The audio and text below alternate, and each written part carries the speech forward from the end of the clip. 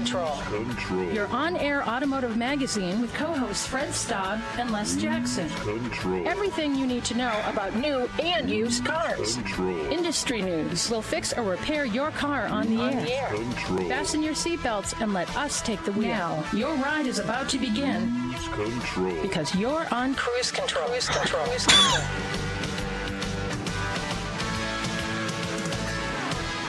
And welcome to Cruise Control, your on-air automotive magazine. Hello, everyone. It's Fred Staab and Les Jackson.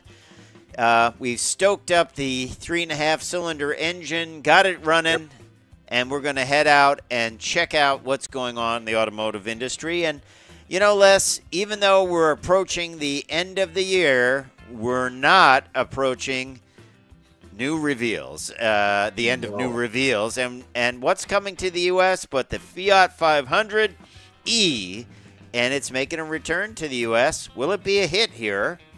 Well, we'll have to check it out, won't we? Interesting question. I think it will, but it may take a while to catch on. And now one that has caught on, is we're going to talk about the next generation Nissan Leaf, but has it already priced itself out of the market, especially in a market that isn't buying EVs much? Yeah, we'll talk about that and what they can do about that to make it more affordable. And then something totally different, we're going to talk about the Toyota Tacoma getting really redone, and we'll tell you what the folks at Toyota have been up to. Very popular truck. And that's right. Yep. It is. It's a nice, quiet truck, too. Yeah. And we're talking tech, as you know, Fred. And this is Hyundai's Uniwheel. Could mean more space in future vehicles. And it has planetary gears, and I can talk about planetary gears all day. Pretty cool. Pretty cool. It's really cool. And it could eventually mean that there's a lot more space in vehicles, so we'll talk about that. Yeah. Plus, speaking of vehicles, I drove one. Really? Yes, the Nissan What's it like? Altima. This was something they call a sedan. It was not an SUV. And it looks so low to the ground. Yeah, it's not. It is all-wheel drive, so we'll talk about that. But yes, you don't have the higher seating location as most crossovers do, but good times, and we'll give it a full at-the-wheel review and get you up to date on that. If you are looking for a sedan, there are people that are still looking for sedans, and hey, that's one of them, so we will check it out. Back to the Fiat 500E. Remember, this vehicle came out, it was originally just one of those vehicles to get into the market, only had 90 miles of range. This one's going to have a lot more. A lot of people think it looks cute. It almost looks like it has eyebrows, the way it's built. So we will talk about that when we come back on Cruise Control, your on-air automotive magazine. Stay tuned, because we're just getting started, and there's plenty more to go. Check us out on all our social media platforms. Cruise Control Radio is a place to go. We will be right back.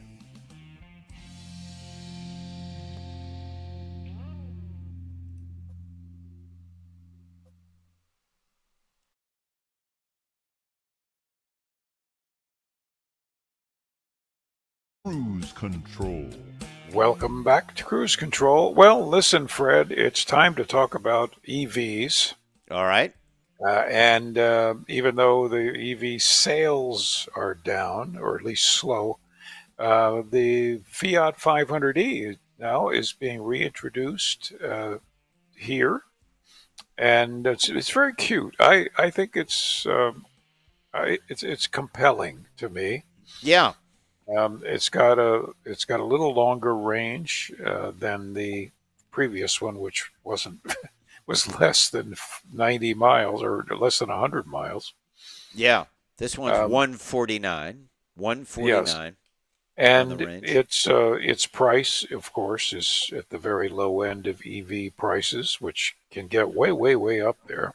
Yeah. $32,500 is the Right. number, but it won't get the incentive because it's not built in the U.S., right? Not built in the U.S. So you might get a state incentive of some kind. Yeah. A home Uh, a home L2 wall box charger system or charge credits through Free to Move are included. That's pretty cool. that's actually worth several Something. $1,000s. Yeah, that's worth something. And proven in Europe. Yes, I was in Europe not that long ago, and there's a lot of them around. Perfect little city car, and I would say probably fun to drive. As you alluded to, the earlier version of this was in the U.S. It was basically a compliance car to get into That's certain right. markets. They had to sell electric cars, had a 90-mile range. You and I toyed with, wouldn't it be fun to have one just to go around town in? They're very basic inside, Yeah, but it's uh, a cute little car. whereas this, is fitted out much more state of the art. With Uconnect and all of the other Stellantis features. Yes. So it's rather appealing. Again, not something you plan to take a long trip in, but if you have something that you just want as a family knockabout Yeah. for going to school or going shopping, Commuting. it makes a lot of sense. Now, the 3 drive modes are interesting. There's normal, which is closely resembles driving characteristics we're all used to. Range activates one pedal function. I'm a big one pedal guy when it comes to electric cars. And then the final one is called Sherpa, which is a funny name for it. As in Matterhorn. Yes, like carries a lot of stuff. Maximizing energy efficiency to ensure the driver reaches their planned destination or the nearest charging station. This mode adjusts parameters such as limiting the vehicle's top speed to 50 miles an hour and reducing power from 87 kilowatts to 57 kilowatts. If full throttle still delivers full power when requested. Well, 57 kilowatts is about 60. Well, I'll calculate it in a moment. On an 85 kilowatt DC fast charge, it's estimated that it will go from 0 to 80% in 35 minutes. And on level 2, 0 to 100% in 4 hours. So level 2 is what you could have in your house. That's not bad. So if you plugged it in at the beginning of our show this morning, it would be charged when we end the show.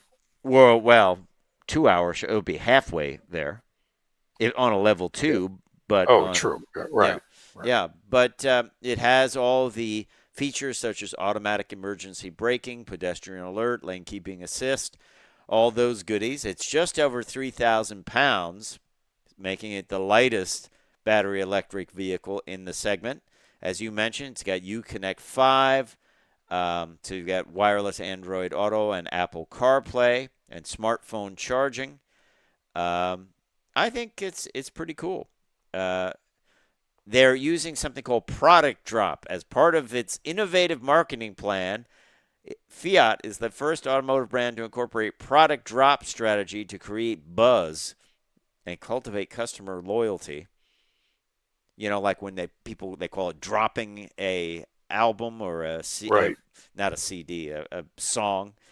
We don't have dimensions. It looks bigger than the previous Fiat It 500E. Could be, but certainly all in the family. It's certainly you wouldn't mistake it for what it is. So I think it's pretty cool. I look forward to driving it. It's well equipped, and while the range is not stunning, it would be a fun little car to drive for sure. And hey, we look forward to getting an at the wheel review of it. I know you do as well, right? Yeah. Absolutely. I'm looking forward to driving that too. I just think it'll be just kind of make you smile. Yeah. All right. Well, stay tuned to Cruise Control. Fred Staab and Les Jackson. We will be right back.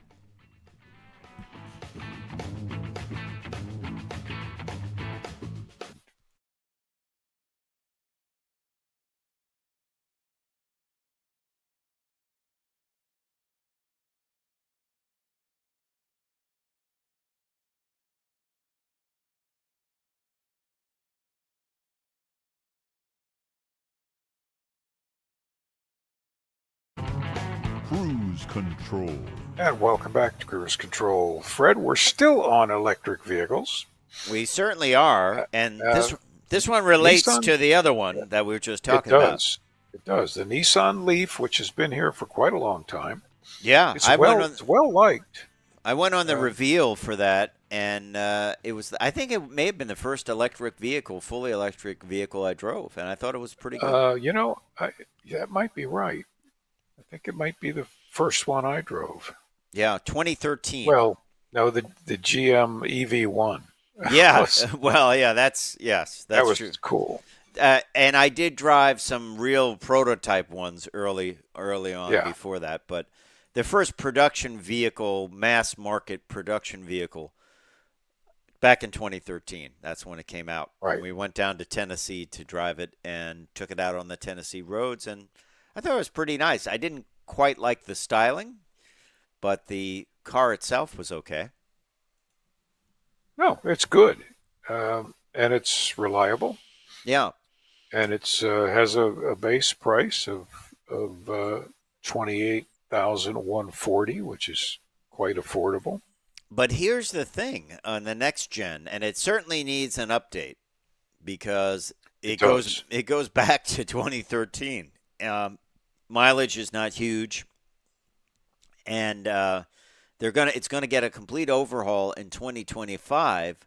But production's going to move from Nissan's Tennessee plant to Sunderland, England, which means immediately it loses that $7,500 discount. There it goes.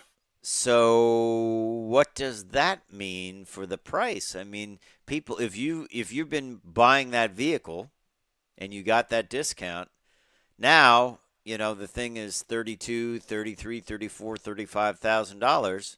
And they're like, yeah, you don't get that. We build it in England. What do you think about that for sales?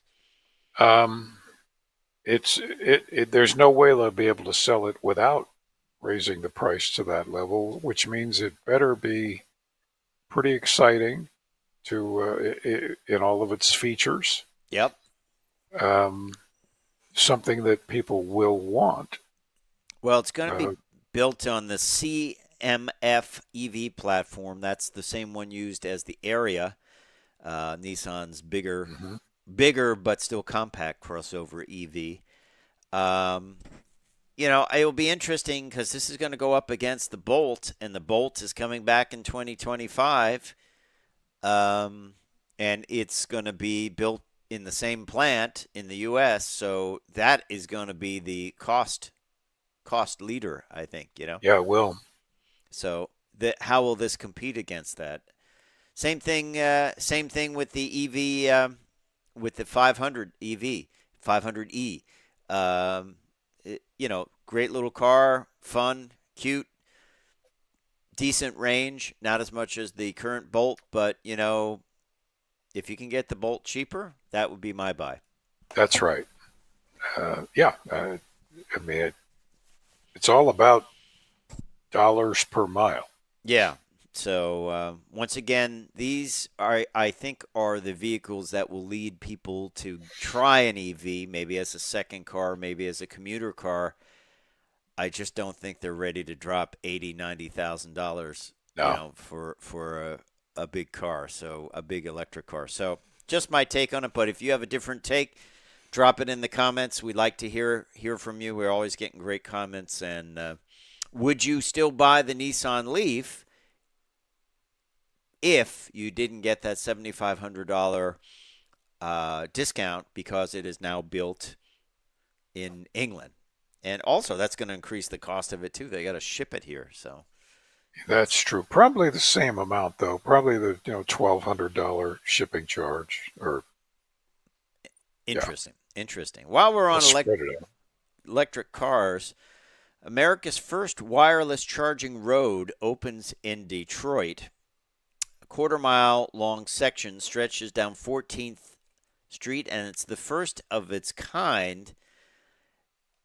It is not necessarily like to drive along and charge your vehicle up. It is to park it on the street and get it charged. And this could be a good solution for cities, couldn't it? Because you park your vehicle on the street. Yeah. and then it gets charged up without you connecting, other than electronically, so you don't have to,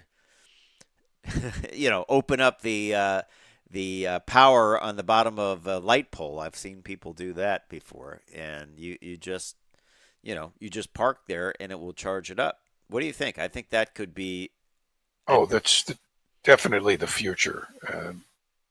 But of course, the vehicles have to be equipped with the inductive receiving system. Are any now? No. Well, they are in Sweden and Germany and Yeah, France and yeah, but not Japan. but not here. No, But not here. But interesting concept. I think that is the way to go, rather than everyone running extension cords out their window and down their apartment building. 4 stories. absolutely. I don't know the speed of the charger, but we'll have to see. We'll really have to see how this will work, and is it a level 2 charger? I would think it would be, at least. Probably. Yeah. So more information to come on that. Let's look at something a little bit more traditional, and that is the Toyota Tacoma, which has gotten a major redo for 2024. As they say, they're letting it's a venture ready out of the box. Good, solid-looking truck. It comes with a standard iForce 2.4-liter turbo engine, 278 horsepower, 317 pound-foot of torque from a 4-cylinder. That's pretty good, isn't it? It still just fascinates me to get that kind of power reliably out of such small displacement. Oh, yeah. It's going to be arriving at Toyota dealerships, well, right about now, December of 2023, starting at $31,500.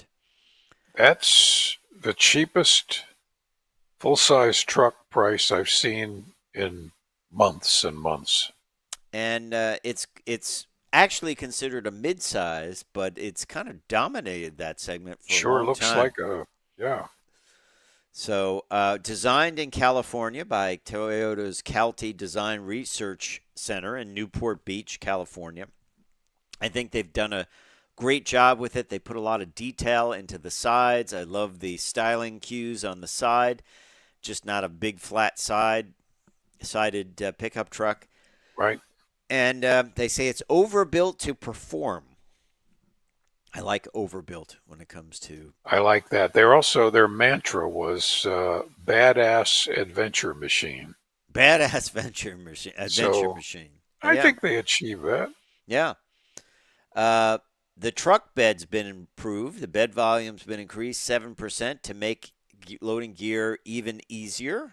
Bed is now deeper from rail to deck as engineers designed it, so a camp fridge or worksite gear can be stored under a closed tonneau cover. This thing about trucks, they really think about how you're going to use it. If you want to put a tonneau cover on, you want to be able to store bigger things in there and hide them away from people's view. So, improved power, we told you about that. 2.4-liter turbo 4-cylinder, 278 horsepower, 317 pound-feet of torque. It actually comes with a manual transmission model, too. Wow. Pops the horsepower down a little bit by 8 to 270. So, body on frame. You can also, a notable addition to the mid-size body on frame pickup is Toyota Tacoma's iForce Max hybrid powertrain, which will add 48 horsepower, which is pretty cool. A total of 326 horsepower. That's the optional engine, which is pretty neat. Tons of tech on the inside, and just a good-looking truck all the way around. It's got all the safety features, Safety Sense 3.0, pre-collision, lane departure, full speed, dynamic radar, cruise control, lane tracing assist, and more. There you have it. It's all there. Yeah, the Toyota Tacoma Adventure Machine. So we'll be right back with more cruise control after this. Stay tuned.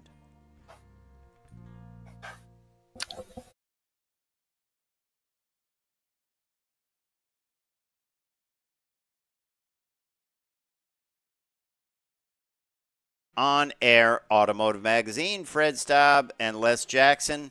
We are glad you're along for the ride. Les, it's time to talk a little tech, isn't it? It is, and I love doing it. Uniwheel. No, it's not a tricycle. Or a unicycle. A unicycle, I meant to say. Yes. Yeah, not a. Have you ever? I've never tried riding one. I'm not sure I'd ever want to try riding one. But anyway, this is a great idea. I just really applaud Hyundai on this. Yeah. It's basically rethinking how an electric vehicle is put together, right? That's right, because normally you have an electric motor. Let's say there's an electric motor in the front, and it's driving two shafts, drive shafts out to the wheels with constant velocity joints, of course, because you have to steer. And that's a lot of stuff. Well, it's kind of built.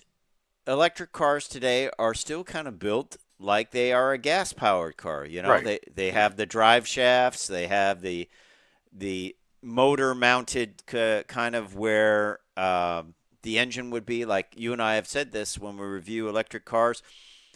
It just looks like it could be an engine. You know, they put an engine cover over it, and you know, there it is. So it's kind of a traditional layout. Some of them are a little bit different. They have the motors lower down. You have a frunk in the beginning, in the front of the vehicle. But most I've encountered look like they could be a internal combustion engine, but it really is an electric motor. And it's usually just the motor. So because it has to run the car at various conditions, the motors are pretty large, high powered. What if you could take a smaller electric motor and put effectively a transmission on it? Right. And mount it at the wheel. At the wheel. Yeah. Now, the only problem I see with this is it's a lot of weight, unsprung weight, right? True, but modern suspension systems can be designed to compensate for that. Yeah. It eliminates a lot of parts, of failure, and it also opens up space in your vehicle. So you have more floor space. You don't need to be running drive shafts. I mean, who knows what you could have? You could have tremendous amount of storage in the vehicle, and the true pancake sort of way of approaching it. So this seems like it is going to be something for the future from Hyundai. And you and I have said this, and I actually saw somebody say this in another review on another website, that Hyundai and Kia could be the electric vehicle leaders in the future. Yeah. Yeah, I definitely think they could. Something like this Uniwheel, I think, could be a game changer. And, you think about it, it could be used for anything, really. It could be used for autonomous delivery vehicles. Wouldn't this be great for a delivery vehicle, to have a completely flat floor? That's right. With, and a nice low floor. Yeah. And the motors are out close to the wheels. Yeah. And everything is just, you have space that you can do anything with, including when vehicles ultimately become autonomous, you could change the seating arrangement in there.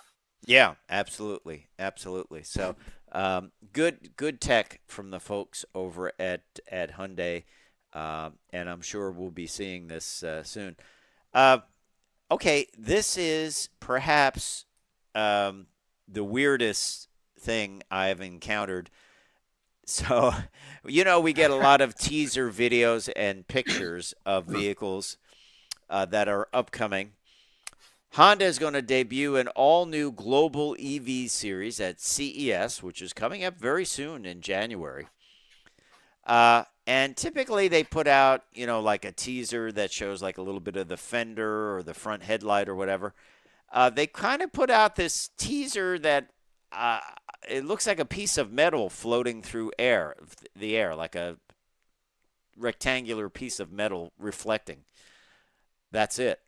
That's the only thing they sent. So I don't know what that is, but apparently it is a tease for what we will see when they release these things at CES.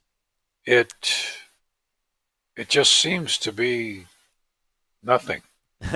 Right, and it will be revealed Tuesday, January 9th at 10:30 a.m. Pacific time in the Honda booth. Well, I hope what they reveal has wheels and doors and It's stuff like that. Yeah, it's not much of a. That just isn't showing anything. No. So there you have it. I had to show it because it doesn't show anything, But we can show this though. We have some pricing on the Sonata. Speaking of Hyundai, pricing on the Sonata, which is a super popular model, and for the brand, it is a sedan. It's a good look. This has always been a good deal, hasn't it? It does. It's handsome. That's the best word I could use. Yeah. Well, and it comes in all different models. The SEL with a 2.5 liter, 8-speed automatic, 27,500 starts at, which is incredible. It also can be equipped, the SEL, with all-wheel drive, H-Track all-wheel drive for $29,000, $30,115 including delivery. And then you can step it on up. You can get an SEL Convenience. You can get the N-Line Performance model for $34,590. You can get the Hybrid Electric SEL, which has the 2-liter 4-cylinder hybrid drivetrain with a 6-speed automatic, and that is $30,800. And then if you want to go all the way in, you can get an HEV Limited, a hybrid electric vehicle limited on the Sonata for $37,200. The new model year gets over-the-air update capability, wireless Apple CarPlay, and Android Auto. Believe me, it is nice to have that wireless. You can just keep your phone in your pocket if you want. And that's right. Innovated 12.3-inch panoramic curved display. Redesigned automotive climate control, dual automotive climate control, and the standard features are tremendous. Heated front seats, automatic temperature control, all kinds of safety, including blind spot collision. This is a good deal, and it's a sedan, which we're going to talk about another sedan in a little bit, the Altima. But this is something that a lot of people probably don't really think about, but it is quite the deal, isn't it? That is right, and it's a fine car. I know several people that own them. Yeah, and they're a good vehicle for sure. So that is the Hyundai Sonata, and gets a lot of good new features for the new model year. Hard to believe that we're into the 2025 model year already, or will soon be, and we're seeing 2025 models. When will we, prediction, Les Jackson, when will we see the first 2026 branded model? Well, let's see. We can see the first 25s actually sold January 1st, this upcoming one. And we already talked about some of them. Right, and so it would be January of 25. Wow. But these are federal rules. It's. Yeah. Interesting stuff. This was a weird story I found on CarBuzz. You can get a bracelet made of Michael Schumacher's F1 tires. At the limited edition MZ96 bracelet, courtesy of Mongrip. It is a bracelet made from a tire he used on the Ferrari 310B during a home race at Monza in 1996, the year he moved to Scuderia Ferrari. Wow. And it's literally a bracelet with a little piece of tire. You can see the cords in it, and it's cut out with a platinum bracelet in there. So there you go. Hey, holidays coming up. That's cool. So they will be available on December 7th, so they are available. So go out and get them. Hey, we are going to have an At the Wheel review of the Altima, Nissan Altima, when we come back. It's a sedan, so stay tuned.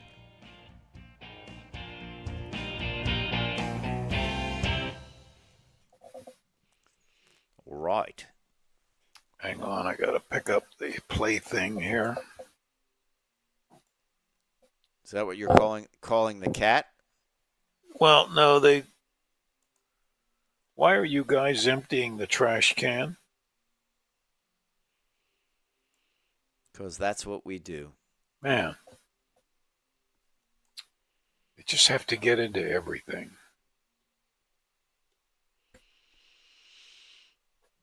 It's my fault for putting everything there.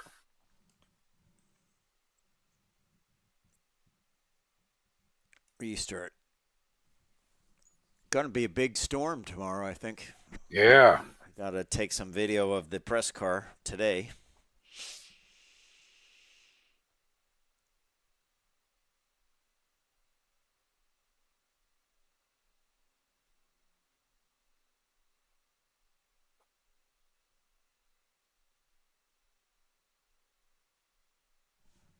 Ba-dum.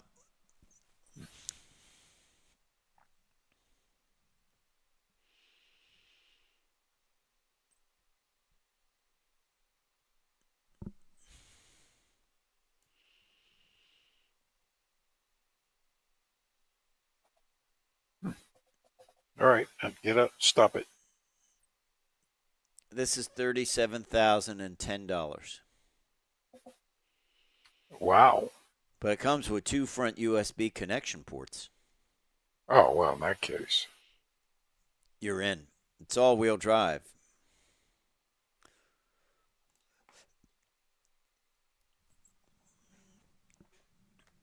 I realize sedans are still really nice having this.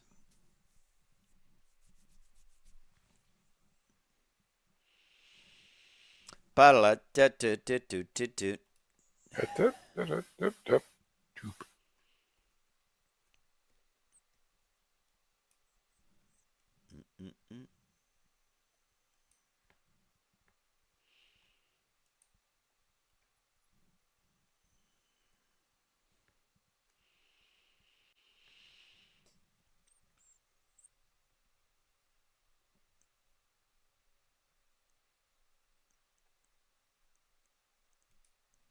I'll bring us in. We'll go through it.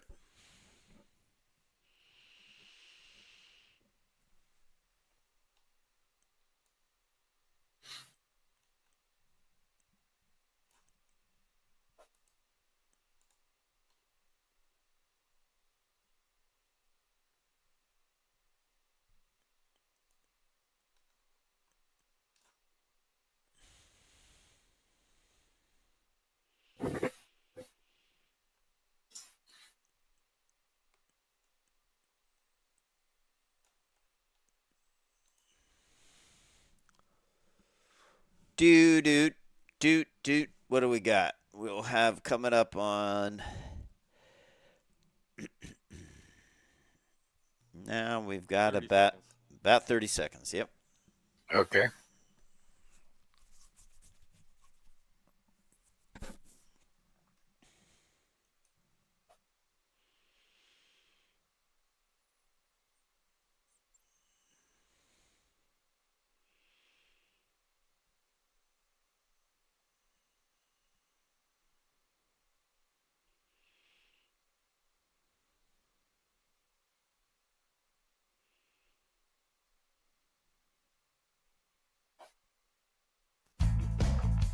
Cruise control.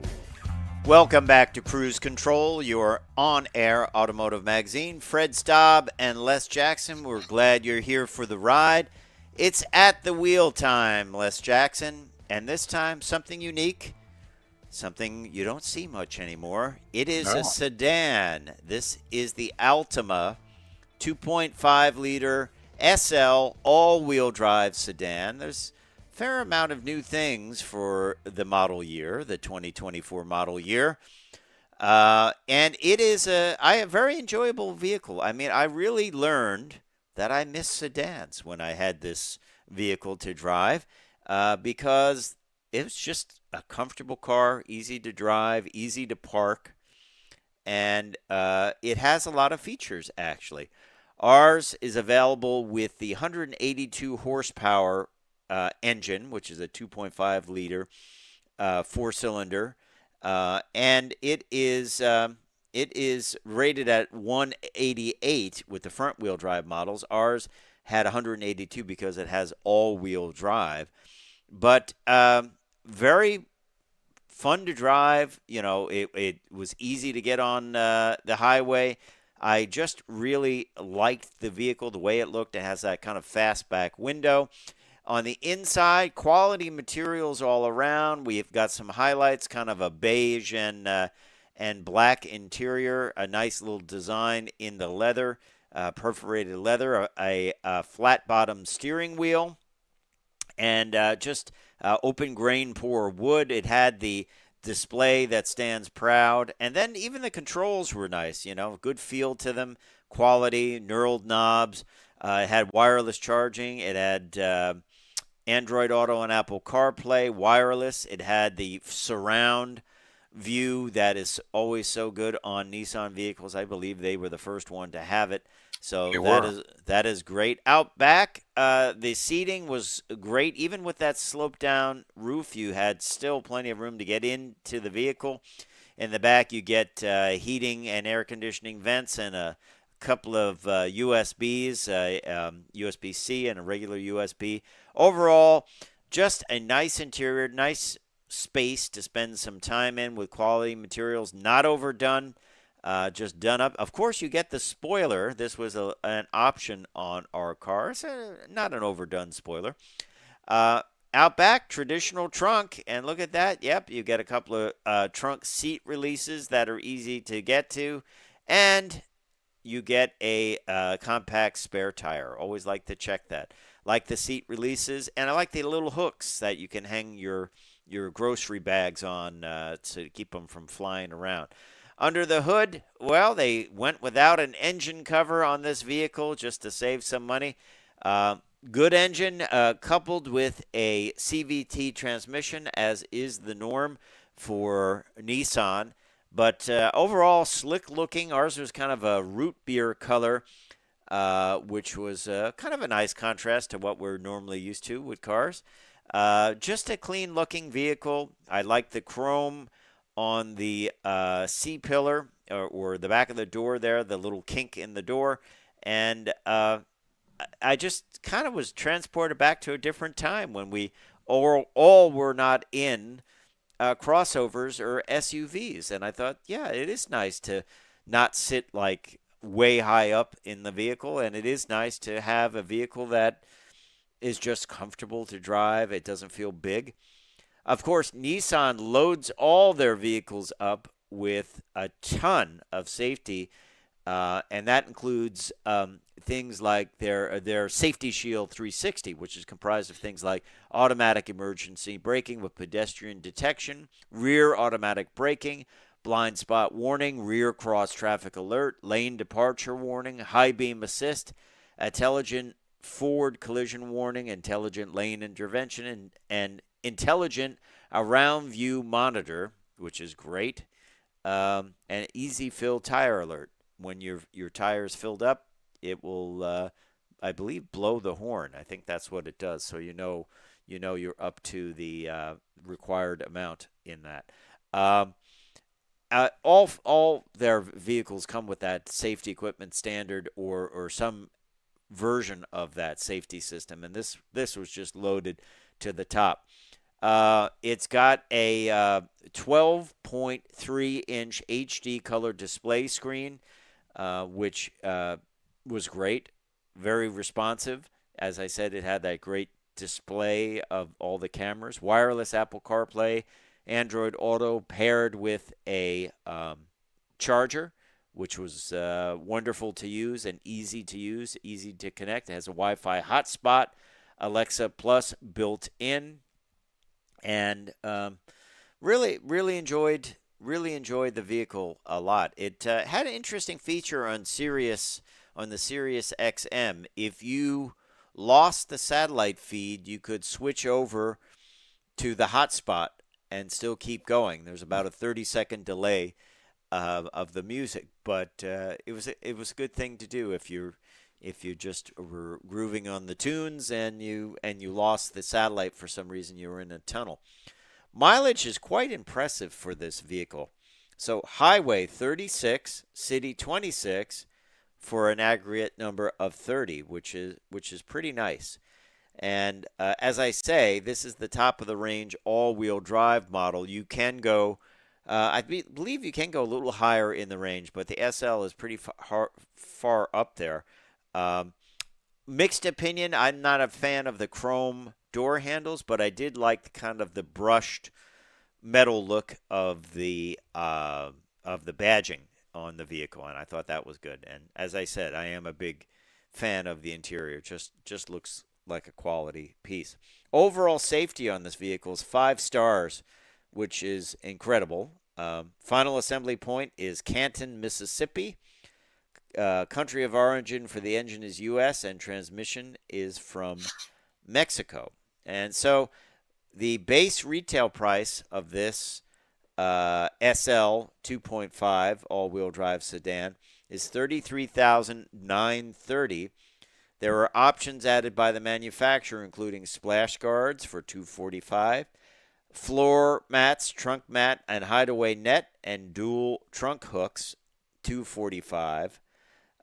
The illuminated kick plates, $400. Exterior ground lighting with logo, $565. Nice, but that's kind of expensive. And that rear spoiler for $420. Destination is about $1,000, a little over $1,000, $1,095. Total price as tested, $37,010. It's the $10 that gets you all the time. But I just would encourage people to consider sedans because it's certainly an enjoyable experience. It was a quiet, easy car to drive, good visibility. Really nothing bad to say about it. Some people might find it a little bit too, what would you call it, plain. You don't stand out, but maybe that's... Yeah. Well, it's not an SUV. It's not a... I can't off-road with it. Yes. That's right. But it is all-wheel drive, so you will get that capability. And I think all-wheel drive availability on sedans is important these days as people really use that as a differentiator. They're like, well, I want all-wheel drive. I don't want to get stuck. So that is available on this. Now, the optional engine you can get is the variable compression turbo engine, which we talked about a little bit before.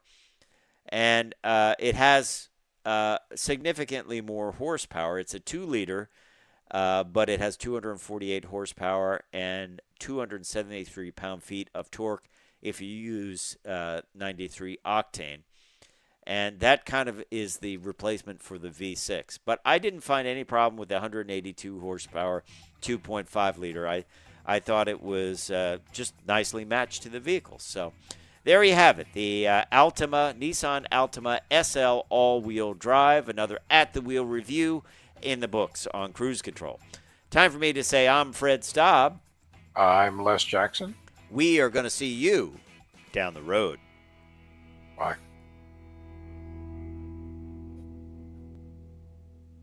There we are.